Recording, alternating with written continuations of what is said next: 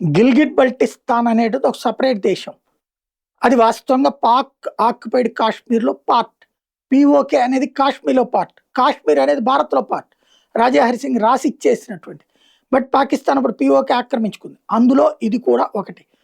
ఇప్పుడు ఆ ప్రాంతాన్ని కాశ్మీర్ నుంచి వేరు చేసి, ఇప్పుడు మనం ఆర్టికల్ 370 ద్వారా కాశ్మీర్‌ని ప్రత్యేక దేశంలాగా లేదా ప్రత్యేక రాజ్యాంగం అన్నటువంటి విధానాన్ని తీసేసి కలుపుకున్నాం కదా! దానికి ప్రతీకారంగా గిల్గిట్ బల్టిస్తాన్ని వాళ్ళ దేశంలో కలిపేసుకుంటూ 5వ రాష్ట్రం కిందన ప్రకటించింది ప్రావిన్స్ కిందన పాకిస్తాన్. దాన్ని భారతదేశం తప్పుపట్టింది. గిల్గిట్ బల్టిస్తాన్ ఎప్పటికీ మీ భూమి కాదు. అది మీరు రాసుకున్నంత మాత్రం ఇది కాదు. అక్కడ ఆల్రెడీ తెహ్రీక్ తాలిబాన్ పాకిస్తాన్ వాళ్ళు పాకిస్తాన్‌కి ఎప్పటికప్పుడు మరణ మృదంగం మోగిస్తూనే ఉంటారు. ఇప్పుడు భారత విదేశాంగ శాఖ తేల్చి చెప్పింది. రణ్ధీర్ జైస్వాల్ పాకిస్తాన్ ఆక్యుపైడ్ కాశ్మీర్‌లోని జమ్మూ కాశ్మీర్ ప్రాంతంలోని పాకిస్తాన్ ఆక్యుపైడ్ కాశ్మీర్‌కి సంబంధించినటువంటిది గిల్గిట్ బల్టిస్తాన్ అనేది.